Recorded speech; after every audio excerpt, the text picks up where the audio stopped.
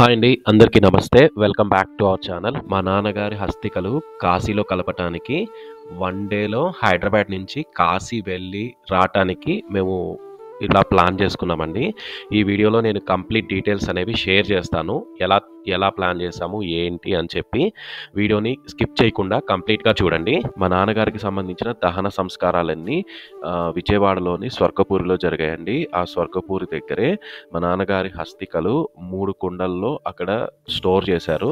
Starting మమ్మల్ని 3 కుండల్లో తీసుకోమని చెప్పారు. ఒకటి కృష్ణా, ఒకటి గోదావరి, ఒకటి కాశీకి. కృష్ణా, గోదావరి వన్ డేలో మేము కలిపేసాము. పొద్దున కృష్ణాలో కలిపేసి వెంటనే గోదావరి దగ్గరికి వెళ్ళి గోదావరిలో కలిపేసాము. కృష్ణా, గోదావరిది మేము పెద్ద కర్మ ముందే కలిపేసాము. కృష్ణాలోను, గోదావరిలోను. ఏదన్నా శ్మశాన వాటికలో ఈ హస్తికలు అనేది గ్రహణం వరకే స్టోర్ చేస్తారంట. గ్రహణం రోజు అక్కడ స్టోర్ చేసిన హస్తికలన్నీ దగ్గరలో ఉన్న నదిలో కలిపేస్తారంట. సో ఏదన్నా కానీ గ్రహణం ముందే నదుల్లో కలిపేయాలి. మనకి ఏపీఎస్ఆర్టీసీలో విజయవాడకి నైట్ 8:30కి ఒక బస్సు ఉంటుంది. ఆ బస్సు మనం 8:30కి ఎక్కితే 2:30 కల్లా హైదరాబాద్ ఎయిర్పోర్ట్లో డ్రాప్ చేస్తారు.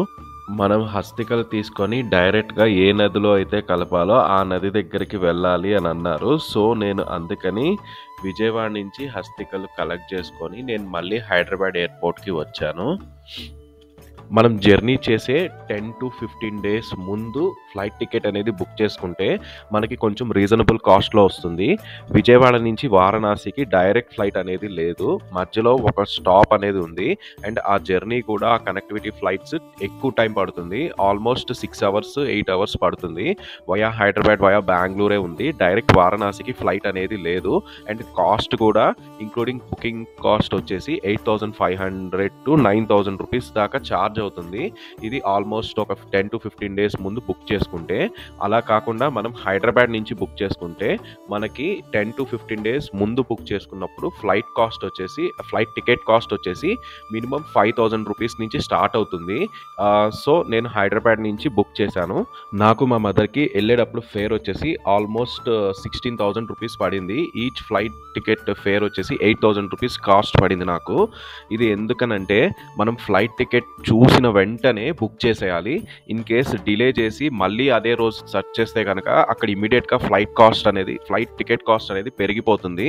సో మీరు చూసిన వెంటనే టికెట్ అనేది బుక్ చేసేయండి. అప్పుడు తక్కువ ప్రైస్కి వస్తుంది. కానీ లేట్ చేశారంటే మాత్రం ఆ కాస్ట్ అనేది ఇమీడియట్గా పెరిగిపోతుంది.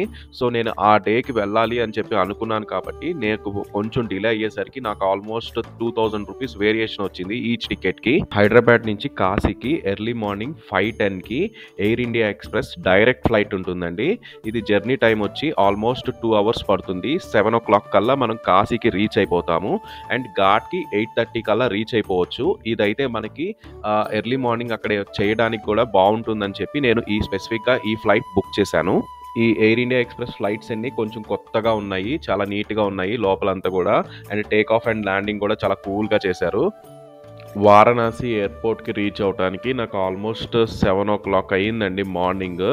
అక్కడి నుంచి నేను క్యాబ్ ఒకటి బుక్ చేశాను కాశీకి. మేము హరిశ్చంద్ర ఘాట్ దగ్గరికి వెళ్ళాము.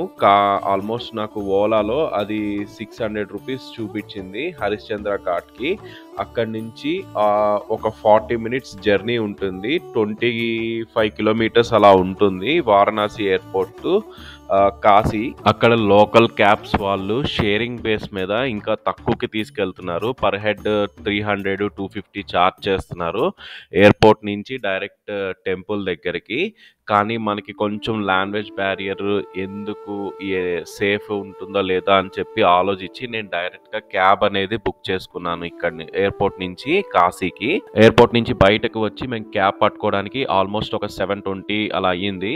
అండ్ ఎర్లీ మార్నింగ్ కాబట్టి ట్రాఫిక్ అనేది చాలా తక్కువ ఉంది. సో మేము ఆల్మోస్ట్ ఒక 40 minutesలో హరిశ్చంద్ర ఘాట్ దగ్గరలో మమ్మల్ని డ్రాప్ చేశాడు. 8:15 అలా అయ్యింది మేము హరిశ్చంద్ర ఘాట్ దగ్గరికి వెళ్ళేసరికి.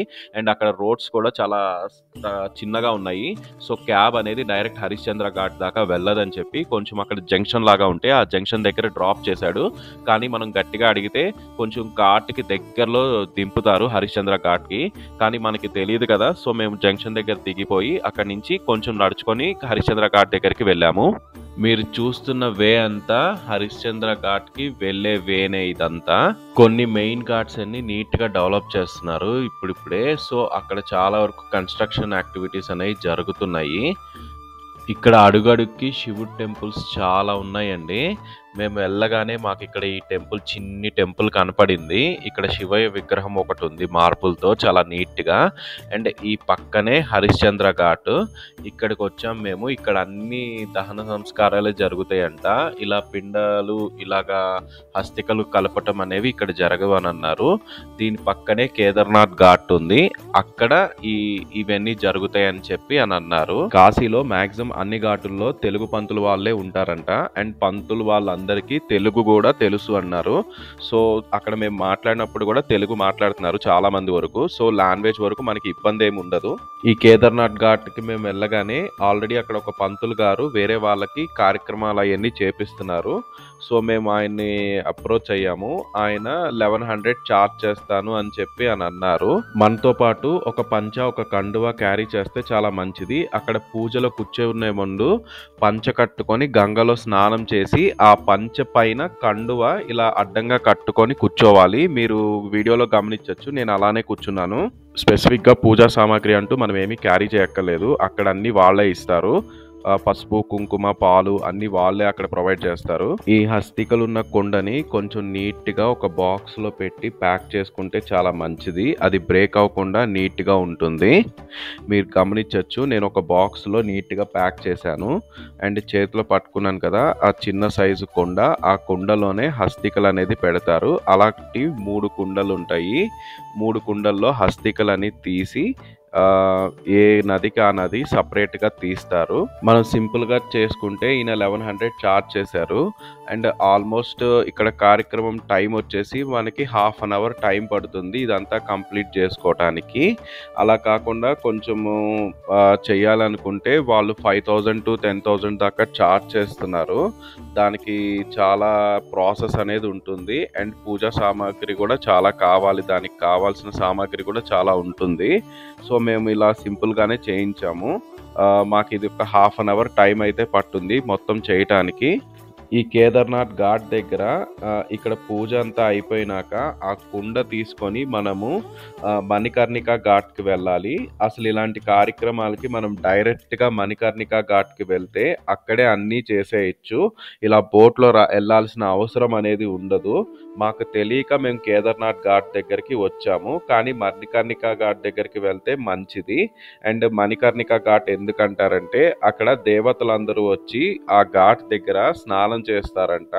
సో అందుకని మణికర్ణిక ఘాట్ దగ్గర కలిపితే మంచిది అని చెప్పి చాలా మంది చెప్పారు. సో ఈయన కూడా మమ్మల్ని బోట్ మాట్లాడుకొని మణికర్ణిక ఘాట్ దగ్గరికి వెళ్ళమన్నారు. ఈ బోట్ మాట్లాడుకునేటప్పుడు చాలా జాగ్రత్తగా మాట్లాడాలి, లేదంటే వాళ్ళు ఎక్కువ ఛార్జ్ చేస్తారు. ఆల్మోస్ట్ మాకు స్టార్టింగ్ 6000 రూపీస్ అడిగాడు ఆ మణికర్ణిక ఘాట్ దగ్గరికి తీసుకొని మళ్ళీ ఇక్కడ తీసుకురావటానికి. 6000 రూపీస్ చాలా ఎక్కువ అని చెప్పి అనిపించింది. అక్కడ షేరింగ్ బోట్లో మాట్లాడుకుంటే పర్ హెడ్ వచ్చేసి 250 రూపీస్ 300 రూపీసే ఛార్జ్ చేస్తున్నాడు అంతే. ఈయన బోట్కి ఒకదానికి 6000 రూపీస్ అడిగాడు.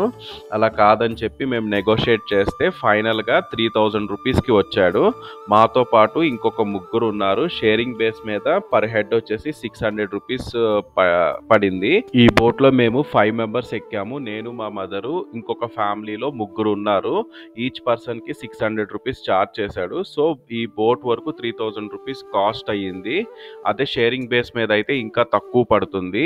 ఈ కేదార్నాథ్ ఘాట్ దగ్గర బోట్ ఎక్కితే ఈ కేదార్నాథ్ ఘాట్ నుంచి పక్కనున్న హరిశ్చంద్ర ఘాట్ దగ్గరికి తీసుకెళ్ళి ఆ హరిశ్చంద్ర ఘాట్ దగ్గర నుంచి ఒక్కొక్క ఘాట్ గురించి ఎక్స్ప్లెయిన్ చేసుకుంటూ వెళ్ళి మణికర్ణిక ఘాట్ దగ్గరికి తీసుకొని వెళ్తారండి.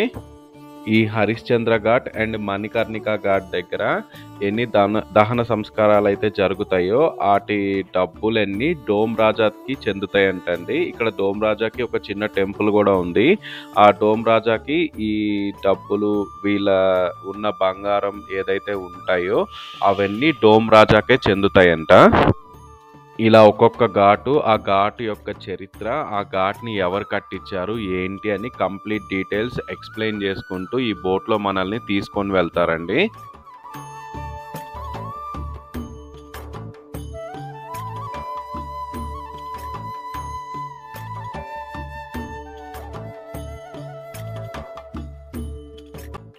ఈ వైట్ కలర్‌లో బిల్డింగ్ కనపడుతుంది కదండీ! ఇది శంకరాచార్యుల వారి మఠం అంట.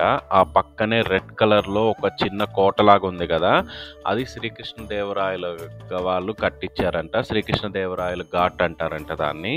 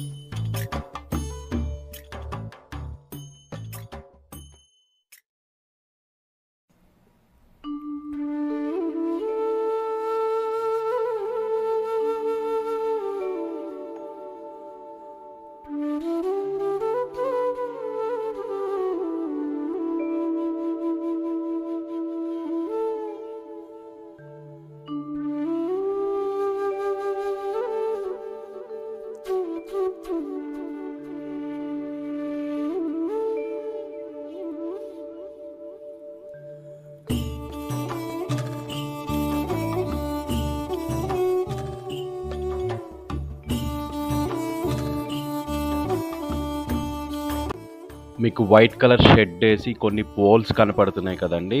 ఇదే లేటెస్ట్‌గా రెనోవేషన్ చేసిన ఘాట్. ఇది ఎగ్జాక్ట్‌గా మెయిన్ టెంపుల్‌కి ఆపోజిట్ ఉన్న ఘాట్ ఇదేనండి. దీనికి ఆనుకొని పక్కగానే మణికర్ణిక ఘాట్ ఉంటుంది.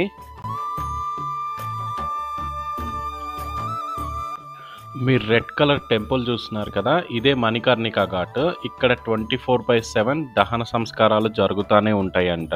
ఈ మణికర్ణిక ఘాట్ అండ్ దర్శనం యొక్క వీడియో నేను సెకండ్ వీడియోలో క్లియర్గా ఎక్స్ప్లెయిన్ చేశాను అండ్ క్లియర్గా షూట్ చేశాను. మీరు సెకండ్ వీడియో కూడా చూడండి, డిస్క్రిప్షన్లో లింక్ షేర్ చేస్తాను. ఈ మణికర్ణిక ఘాట్ దగ్గర బోట్ అనేది ఒక 5 మినిట్స్ ఆపుతారు. మనం ఏదైతే కుండలో అక్కడ కార్యక్రమం అంతా చేసి తీసుకొస్తామో ఆ కుండని వెనక నుంచి నీళ్ళల్లోకి వదిలేయాలి. అక్కడ వాళ్ళు చెప్తారు ప్రాసెస్ కూడా ఎలా వదలాలి ఏంటి అని. ఈ మణికర్ణిక ఘాట్ దగ్గర ఆ కుండ వదిలేసిన తర్వాత ఆ పక్కన ఉన్న ఘాట్ దగ్గరికి బోటు దగ్గరగా తీసుకెళ్ళి అక్కడ స్నానం చేయమంటాడు. అక్కడ స్నానం చేసిన తర్వాత మళ్ళీ తిరిగి అదే బోట్లో హరిశ్చంద్ర ఘాట్ దగ్గర వదిలేస్తారు. కానీ మేము ఆల్మోస్ట్ టెంపుల్ దగ్గరికి వచ్చేసాము, మళ్ళీ హరిశ్చంద్ర ఘాట్ దాకా ఏం వెళ్తామని చెప్పి ఈ టెంపుల్కి ఘాట్ దగ్గర నియర్ బై ఘాట్ దగ్గర వదిలేశాడు మమ్మల్ని. అక్కడి నుంచి బై వాకే మనం మెయిన్ ఘాట్ దగ్గరికి వెళ్ళి అక్కడి నుంచి టెంపుల్ దర్శనం అనేది అనేది చేసుకోవచ్చు. నేను నెక్స్ట్ వీడియోలో ఆ వీడియో లింక్ కూడా నేను డిస్క్రిప్షన్లో పోస్ట్ చేస్తాను. ఆ వీడియోలో కంప్లీట్ దర్శనం డీటెయిల్స్ అండ్ వీడియో లాస్ట్లో మణికర్ణికా ఘాట్ యొక్క కంప్లీట్ డీటెయిల్స్ నేను ఎక్స్ప్లెయిన్ చేశాను. అక్కడ ఎలా చేస్తారు ఏంటి ఆ విధంగా మొత్తం నేను క్లియర్గా డీటెయిల్స్ ఎక్స్ప్లెయిన్ చేశాను. ఆ వీడియో కూడా స్కిప్ చేయకుండా కంప్లీట్గా చూడండి.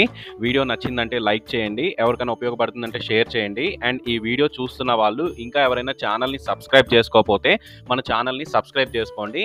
Thank you for watching this video.